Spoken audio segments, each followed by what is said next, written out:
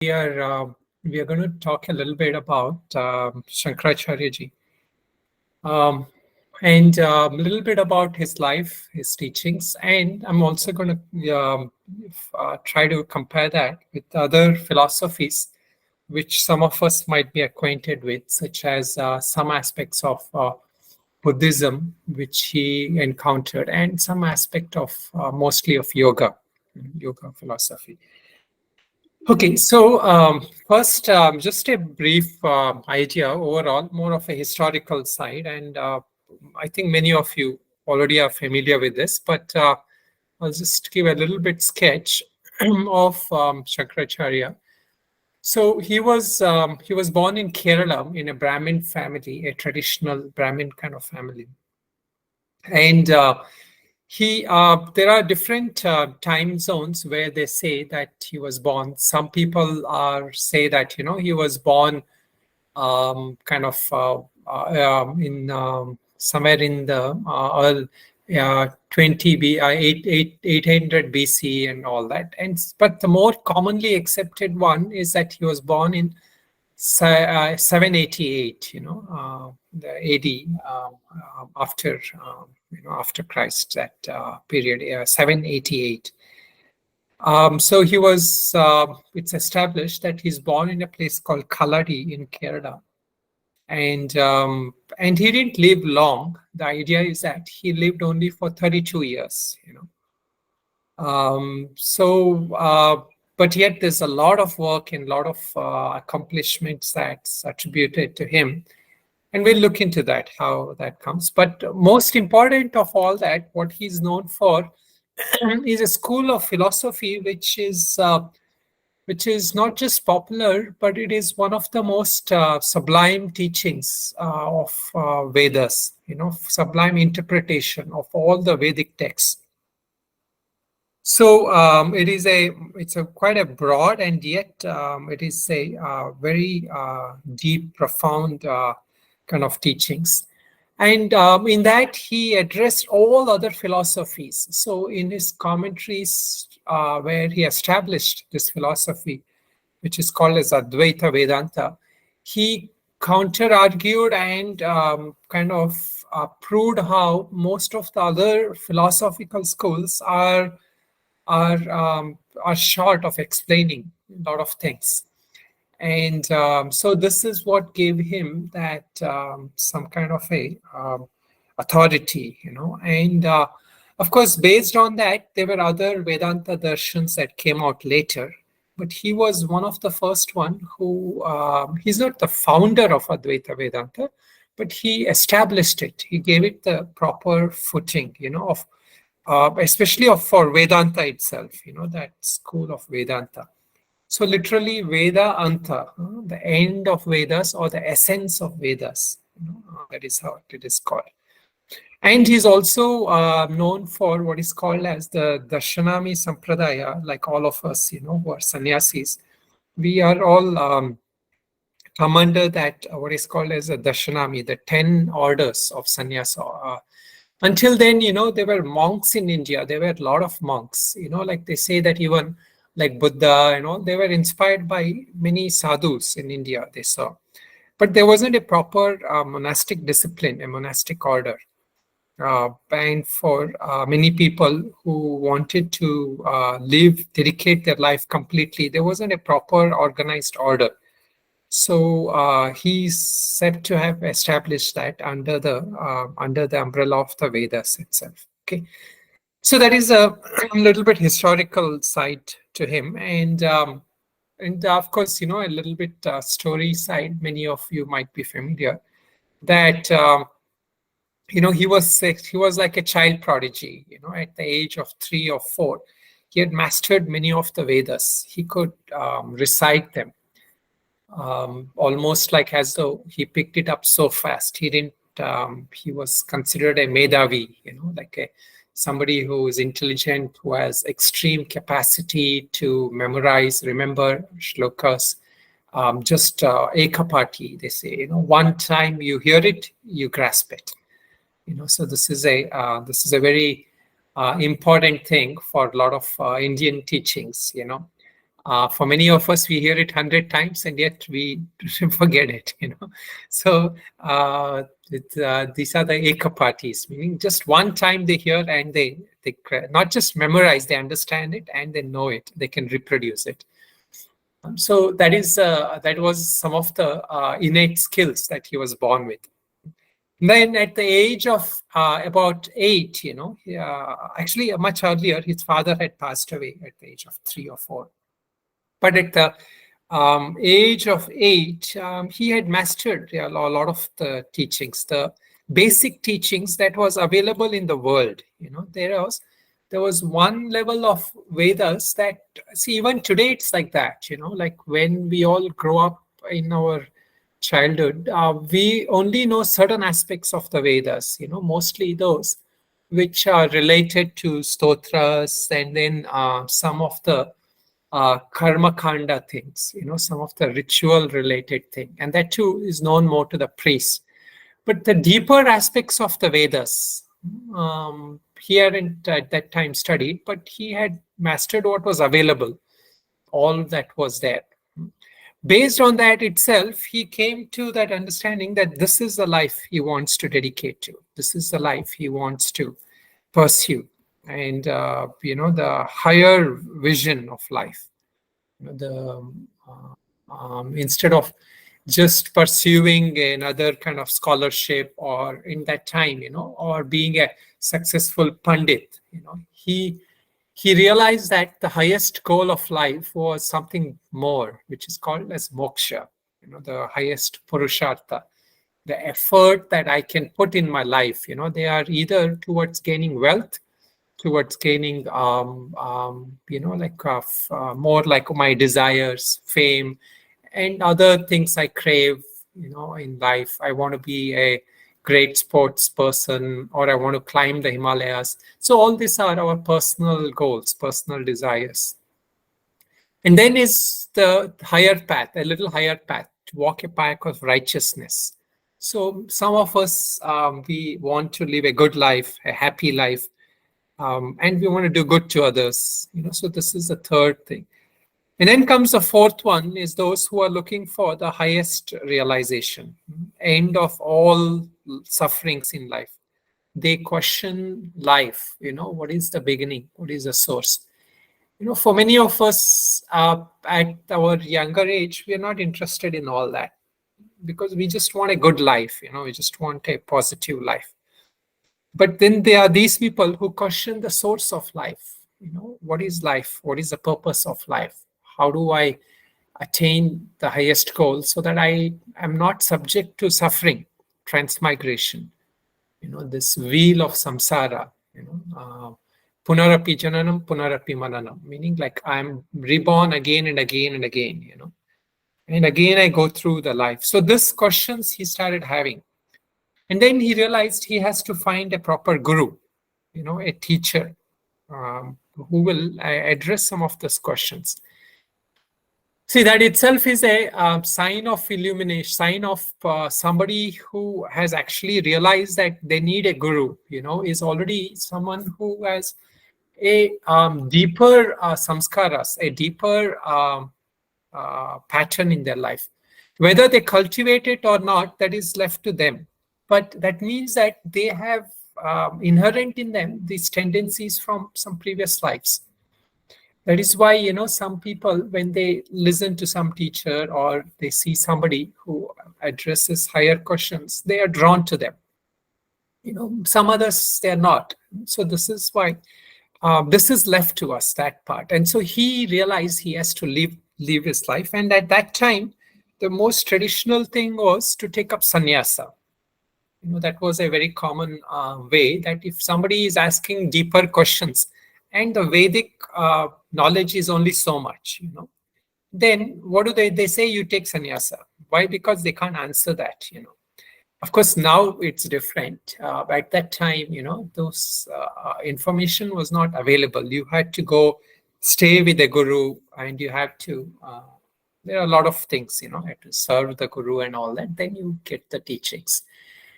Anyway, so that was the tradition. And so he told his mother, I will take sannyasa. I will go in search of a guru. And his mother, he was the only son, and she didn't have anyone else.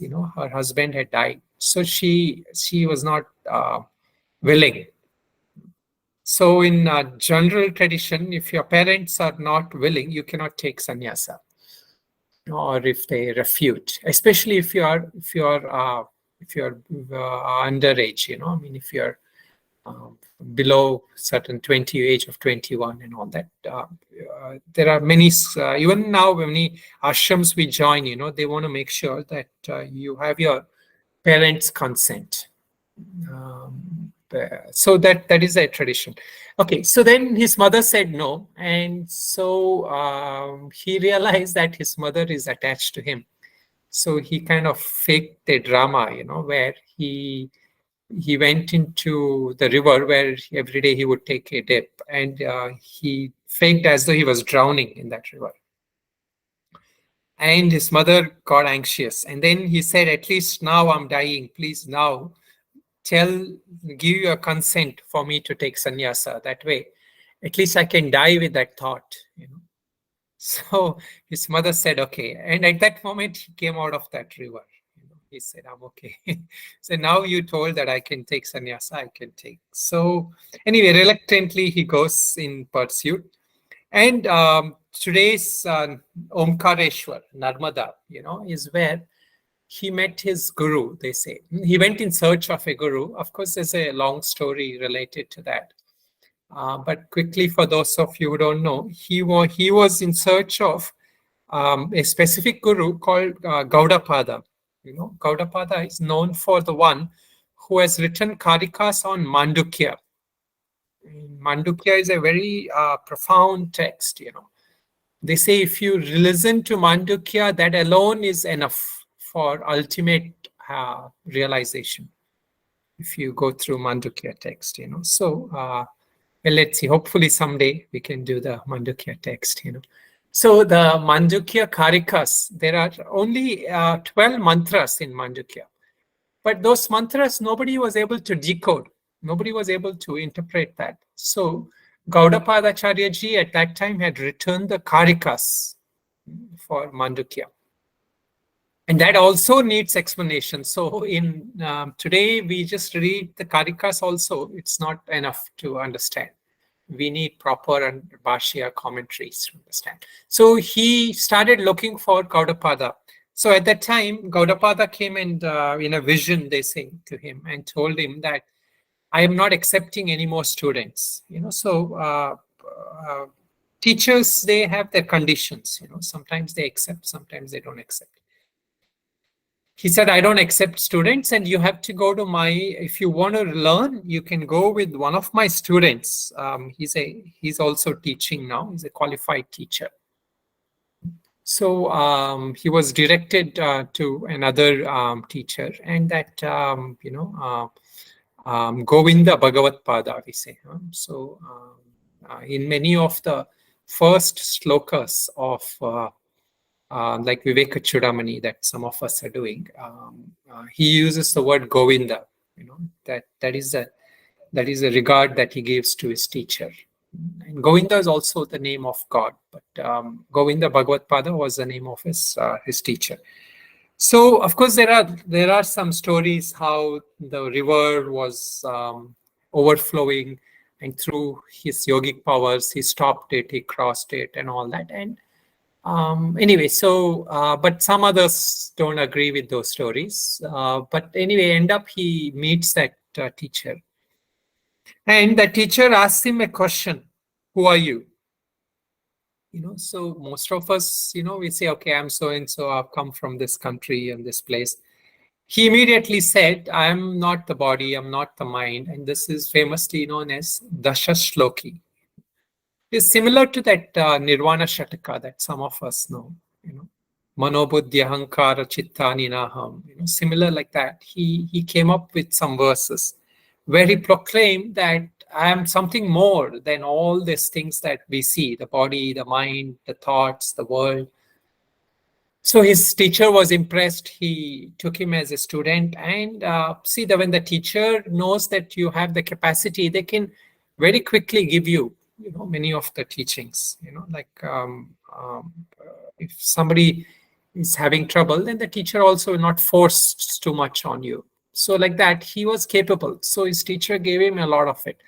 So he went to see him at the age of 8, and they say within 4 or 5 years, he had studied all the major texts, all the Upanishads, all the, the Bhagavad Gita and all different texts at a very profound level, that his teacher told him that now you write bhashyas, commentaries on them. Meaning like he must have gone through that so many times, that he can write his own commentaries on that. And these are what is popularly known as Shankar Bhashyas. So this is why Shankaracharya is very popular. Until then, nobody had even written commentary on Bhagavad Gita. So, I mean, if they had written, it was not like a well accepted or a well articulated commentary. So he was the first one to write the commentary on Bhagavad Gita and on all the major 10 Upanishads. There are 10 Upanishads, like Isha, Kata, Kena, Manduka, Mundaka, and all that. Like 10 Upanishads are there. Brihadaranyaka. And then there is what is called as Brahma Sutra. So this is also a text by Vedavyasa. Brahma Sutra is a text by Vedavyasa. So he wrote commentary on that as well. So these all these commentaries that he wrote, he originally wrote them because his teacher had guided him to write that. But soon what happened was that his teacher said, now you have a mission, so you go ahead with your mission of life. So they say that originally, his life was meant for only 16 years. So he thought like, okay, maybe there's only 3 more years left, of his life. But of course, through the grace of other teachers and there's stories related to that. I won't go into that. But they said that he will live for 32 years. So over this remaining 16 to about 19 years, he's said to have toured the country, multiple times.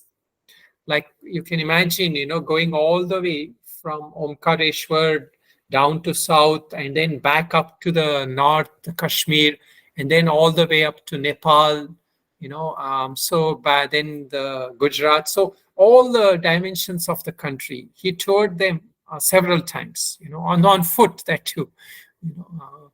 We can just doing it on plane itself is so hard, So he did it on foot, walked, and along with that he was teaching. It's not just he was just on a silent march, he was teaching all along. He would stop places, and there also he would teach. Everywhere he goes, he would teach.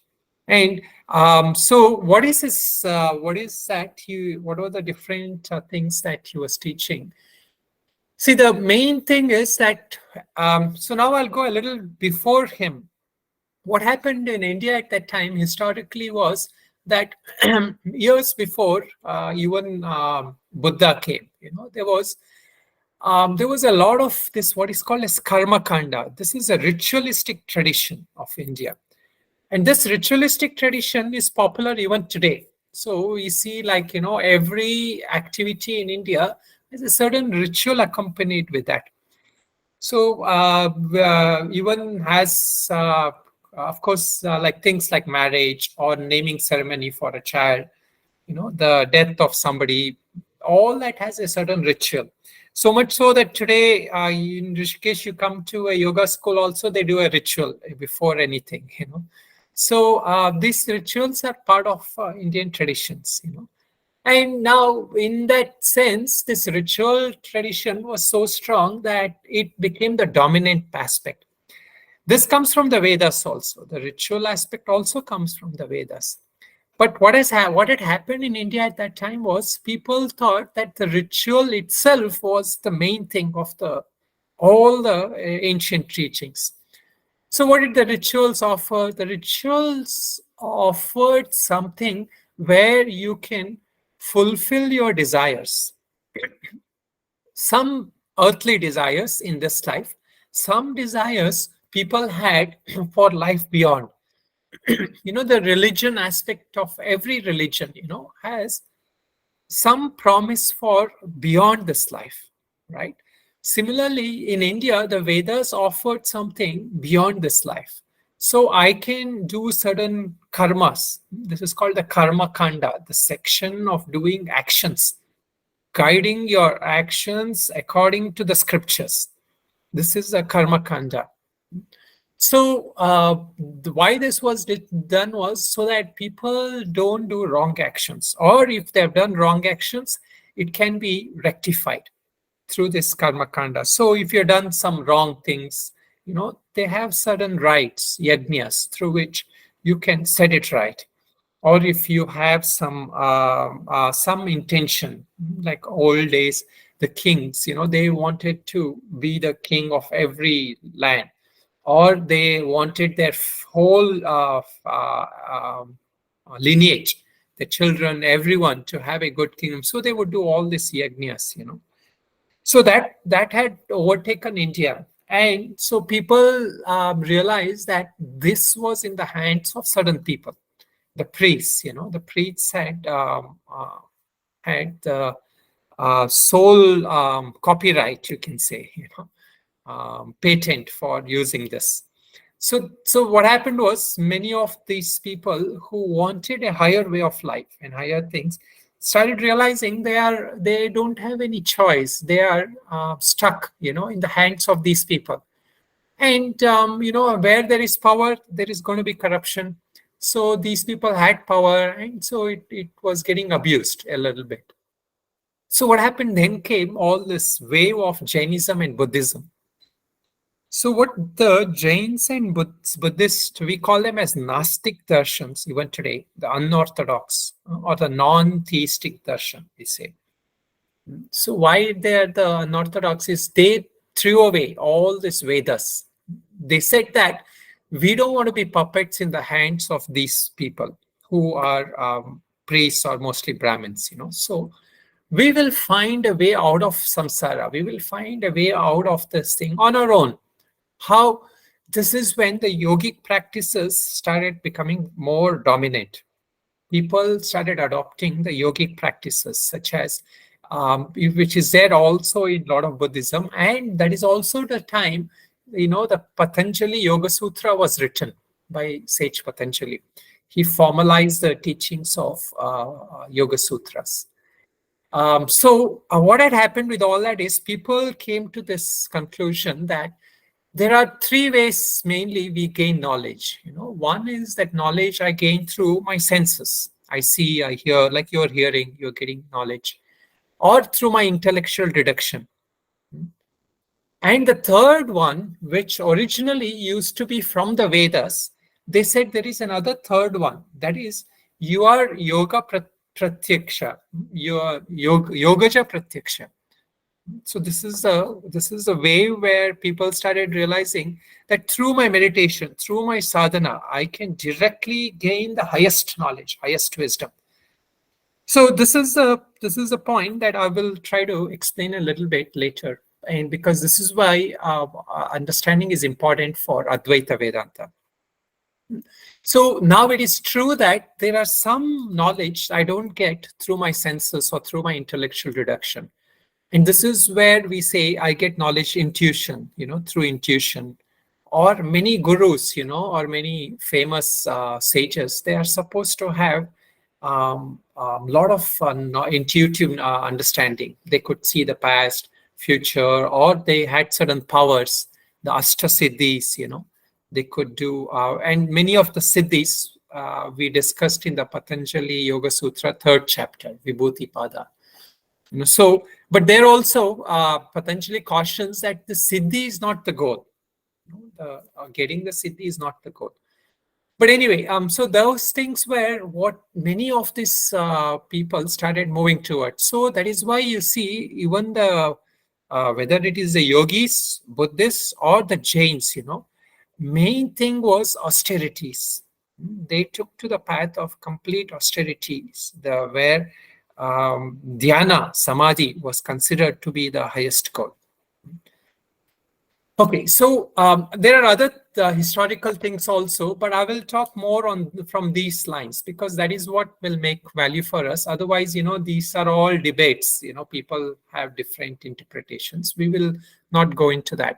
So now, how can I get knowledge? Is it only through if I'm capable of getting samadhi, or is it possible that we have inherited through the sages of India, the rishis of India, some higher truths in the Vedas?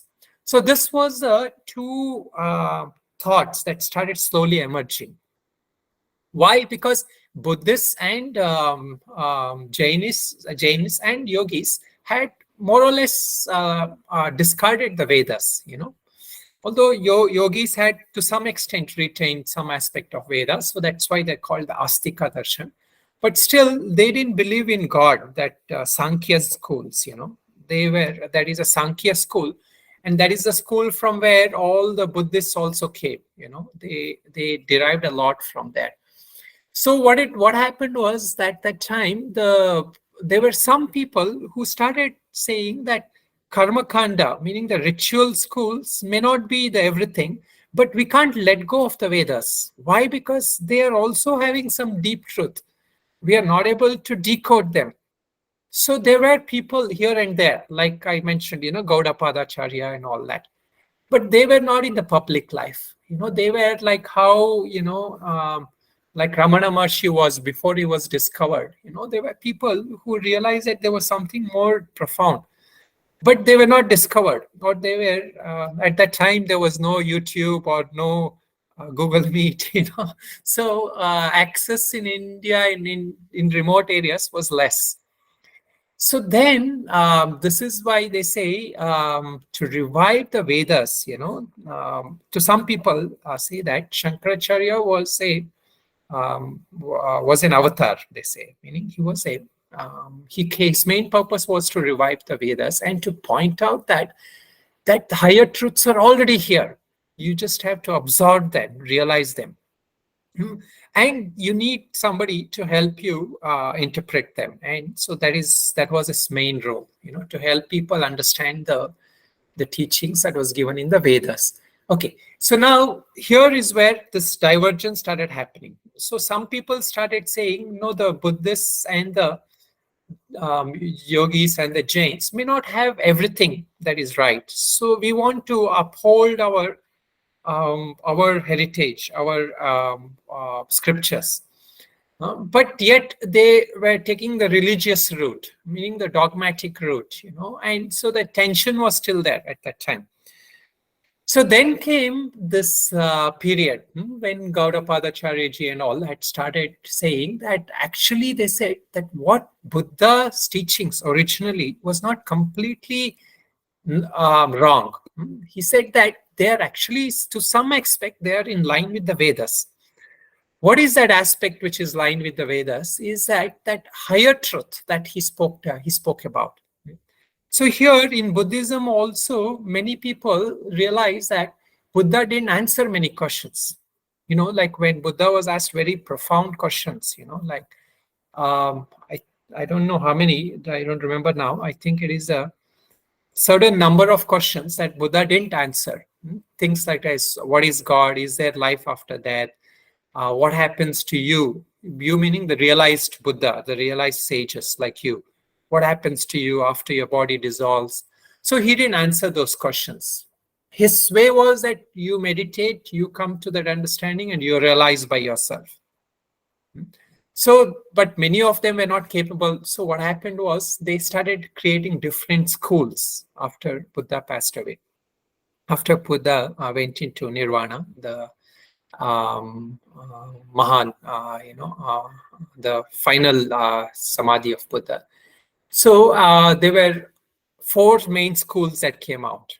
And I won't go into that because that's another topic. But of them, the 2 main schools, one school is called as the Yogacharya Matam, which is called as Vijnanavada. And this school is more close to the teachings of Patanjali Yoga Sutra. And we can talk about it in some other class I will do, where there is very close similarity between them and the teachings of yoga, the philosophy of yoga. Okay, and then came what is called as Shunyavada, especially propounded by Nagarjuna. So see, this is what it is. Nagarjuna also was a Brahmin. He had studied the Vedas, everything, but he saw that the limited understanding of how much he had from the Vedas was not enough. So he took to the Buddhist route because they helped him to go higher into the ultimate truth, the ultimate philosophy. So Nagarjuna propounded these teachings of Vedas, of Buddhism in a different way, in a kind of Vedic kind of writing. So he put what is called as Madhyamika Karikas. That is a very famous work. And many people compare that and the Mandukya Karikas, Mula Madhyama Karikas and Mandukya Karikas. And so in that, he came to that thing that with the Shunya philosophy, meaning that what I see in the world, all that is perceiving doesn't have a reality. So there are a lot of examples, but one simple way is like, if like, for example, I see a building today, was that building there like 50 years or 10 years back, maybe before it was constructed? That building was not there, right?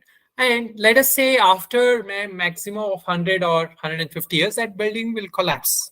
It will not be that. So there is no reality to that building, meaning there is no permanence. There is no nityatva. That building was not there before, the building is not there after. So many different arguments like this. And these are how the philosophers at that time had established. You have to first realize the truth. You have to personally realize the truth. And then you have to be able to put it in a logical way that everyone else can also understand. So this is why the philosophically, when we talk, it cannot be that I know something. So this is why many times in our traditional sampradaya, we don't take independent teachers as gurus, really. Why? Because they are not connected to a sampradaya. So, of course, many of them will say, no, we don't need a sampradaya. I have realized the truth and all that. Just as Buddha realized, I also realized the truth. But what happens is, see, if you have a set of knowledge, you have realized, and if that doesn't have a proper teaching methodology, it doesn't have a proper tradition through which it is taught, then that kind of knowledge is only my knowledge. So that is why even today, this yogaja pratyaksha is not admitted. What I meant as intuition, is not admitted as a valid source of knowledge when it comes to ultimate reality. So you can have intuition about your life, or you can have intuition about some career decision you have to make. So you have an intuition, you make that decision. But if you have to make that intuition available to everyone, then you have to deduce a proper system. So that is called as a proper using proper pramana. Pramana meaning as proper source of knowledge. So unless this proper source of knowledge is there, we cannot all come to that higher realization. I have to make my own refer, and out of thousands, one might be lucky, and they might get that. So it is not like, so this is why when we study in a proper tradition, there is no luck factor. You make the effort, you use a proper means of effort, the understanding, you study properly with the teacher, and you question and all that, and you come to that understanding. So, and then it is definite that ultimate realization is guaranteed. That is if you put in the right efforts. Okay, so this is where the teachings of Shankaracharya became very popular, because he used this logical method also. He didn't just say that I have realized this, like I have realized this truth, so you all follow me, or I will not talk about those things because you won't understand, like how Buddha said, I mean, not literally, but something like that, right? So that is not how he said. So in order to propagate these teachings in a proper way, he also set what is called as matas. At that time, something like, you can say, ashrams, institutions, where there were four disciples, who he appointed in the four aspects, four phases of India, four locations: the north, south, and east and west. Where one is in Badri, other is in Puri, the other one Sringeri in South India, and Dwaraka in the west. So what was mainly was used there was that these were based on the scriptures. It is not that he came up with something completely new. He said that you can follow the rituals if you want, but he said that in order to gain the final truth, the rituals are not adequate. So to some extent, you can follow the rituals. So he didn't really completely say you don't have to follow the rituals at all. But in his arguments, he completely proved to the people that just the path of rituals is not adequate. So one of his disciples, who became a very famous disciple, later called Sureshwaracharya, before he was known as Mandana Mishra, he was the one who was very famous for this, what is called as Karma Kanda, Purva Mimamsa, the school of philosophy. And this is where they say all that you can do in this life is you can do good works, you can do proper rituals, and you can follow all these things. But you cannot live the life, you cannot dedicate yourself in quest of the highest truth. Meaning you cannot, it will just by good works, you go to higher locus, like a heaven. Just as how, if somebody is here, very poor person, he has a dream. He wants to go make a lot of money in the city, have a good life in the city. So he graduates to the city. Once he goes to the city, he has a small house, and then slowly he wants to have a big house. So like that, that is a maximum goal of life. You cannot be completely free from that. So that was what Mandana Mishra was arguing about. And he was a much older person at that time. Shankaracharya is only 16, and he was a much older and very well versed in all this. And they had what is called as a debate, a discussion on this. And it's a very famous, well-known kind of a debate. And in that, he proves to him, that there is a way out. There is a way out through proper understanding of the Vedas.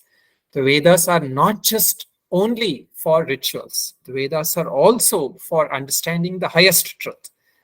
And that Atma Jnana, everyone has a right to gain Atma Jnana, meaning that the highest realization. We all have it is our right. We have right. It is not just for a few people. Okay, so now why we looking into this is because this understanding, where helped Shankaracharya to establish both the what is called the esoteric aspect of religion, which all the Buddhists, yogis, and all were pursuing, and the scriptural aspect. So these are the two different paths, usually people tend to take. Either you go the yogic path, meaning the esoteric path, where everything is sublime, So typical example is like a Zen monastery, You just go, you don't ask any questions. You just have to sit. So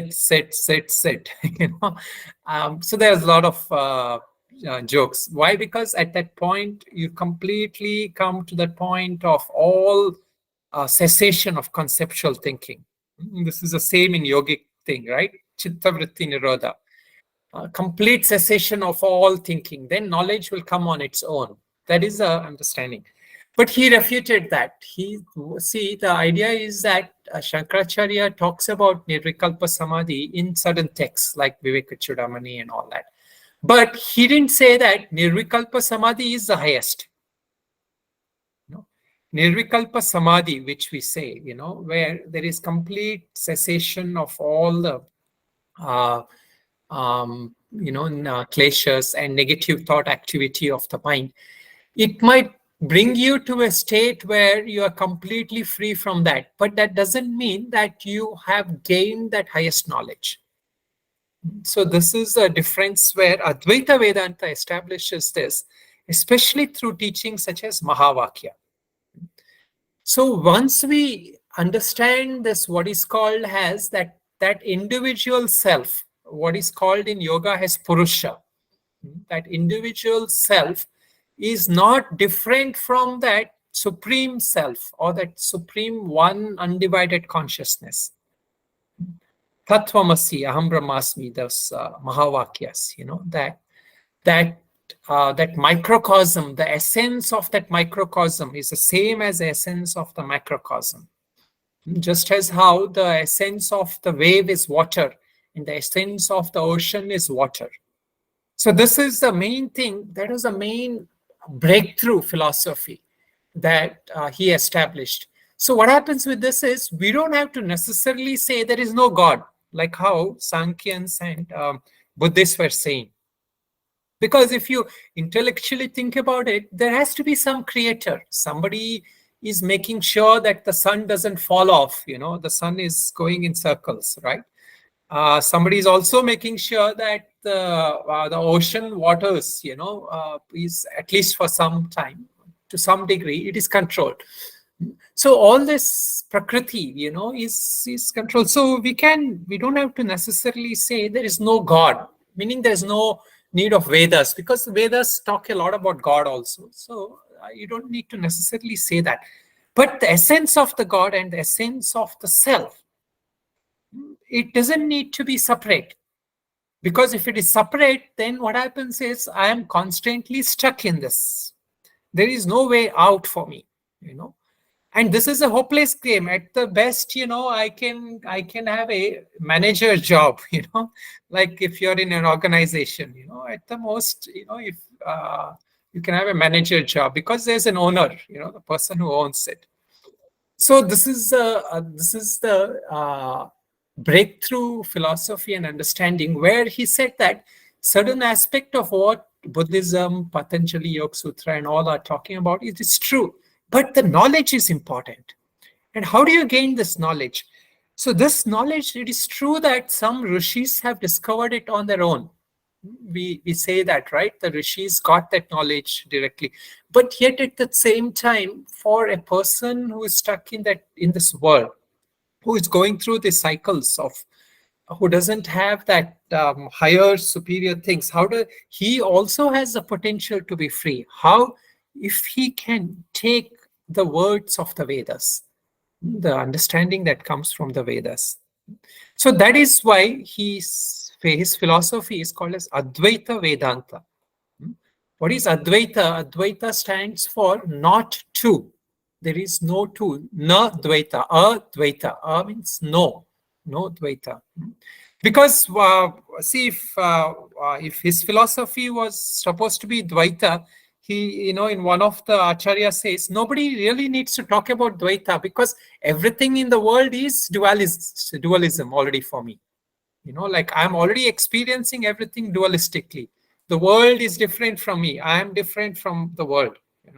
I am the seer and everything is different. So nobody needs to specifically propound for me a Dvaita philosophy, at least from a very high level. Of course, there are other Dvaita Vedantis also, and they also have some very good teachings. But the main unique teachings he came up with, what is called as Advaita Vedanta, meaning there's no dualism. And this is available to us is the essence of Vedas. The essence of Vedas is not just rituals. The essence of Vedas is not just having a good life. The essence of Vedas is that it points us to that highest truth. Then alone I'm free.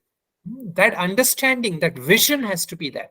Then I can do the yoga practices. So there are a lot of stories also of Shankaracharya ji having some yoga siddhis, there are also people who say that he had different yogic teachings and all that.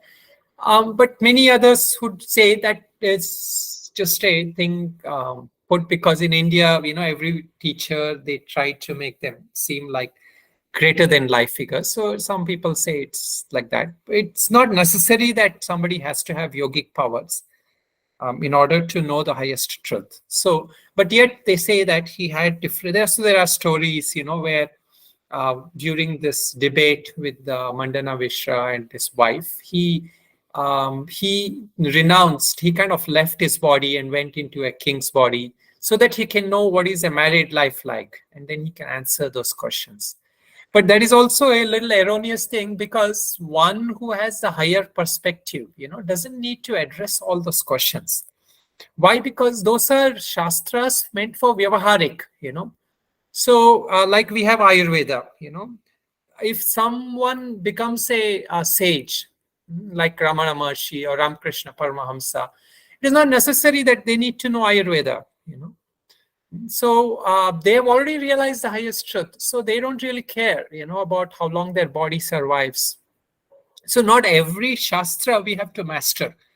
The highest Shastra, if you master, you already know about the essence of everything else, So this is where the promise and the vision for us is established. If we can take the highest vision of Advaita, of Vedanta, then what happens is that all these lower skills, then we don't necessarily have to spend all our life mastering that. Like all the yoga siddhis which is given, it is true that those siddhis are accomplished. And even today in India, there are many yogis, who have many of those siddhis. But it is not that just that siddhis alone, will give you the highest knowledge. So this is the main philosophy and teachings that of Advaita Vedanta, and why we can be grateful for Shankaracharya ji, especially since today is his today is his Jayanti. Is that he revived something which was there in the Vedas, but was not accessible for us. And today, if we are able to contemplate on this, even if we spend that 45 minutes, 1 hour discussing about these things, is that we are grateful that he revived that, and not just revived that, he set up a tradition through which it can be carried on, it can be handed down. So even today, like the knowledge that I'm passing on to some of you, I wouldn't claim that I discovered it, in my quiet meditation or something. It is because of this tradition, these teachers, and that I'm able to pass it on. And so this is where the sampradaya is helpful. And of course, we all have to do our own sadhana as much as we do yogic Ashtanga and all those practices, so much we are able to hold on to those teachings and absorb those teachings. So all that is also necessary, but it's very important that we acknowledge that this is a tradition, and not that we have to religiously become this. Like, it is not like we have to religiously change into this, but if we have to follow that proper tradition, So this is why also today a lot of these teachings are very popular in other countries also, right? In non-dualism and all those teachings. But you will see very soon that because many of those teachers don't stick to that, that sampradaya teachings, that very soon it gets mixed, to other teachings. And that is how originally all these teachings went down, And so even when we study Bhagavad Gita and all that, now we use the basis of the Bhashya. Any Vedanta tradition is fine from that matter of perspective, but we have to follow that tradition. Then what happens, that knowledge, is passed on in that proper means, and we are able to benefit from that.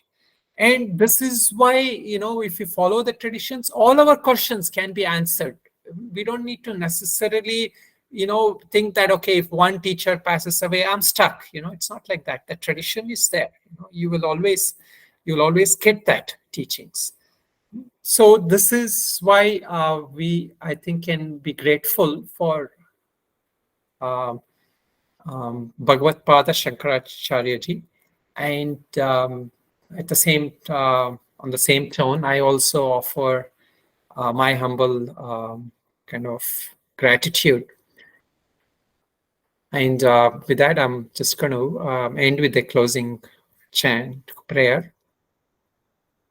Om Shruti Smriti Purananam Alayam Karunalayam Namami Bhagavad Padam Shankaram Loka Shankaram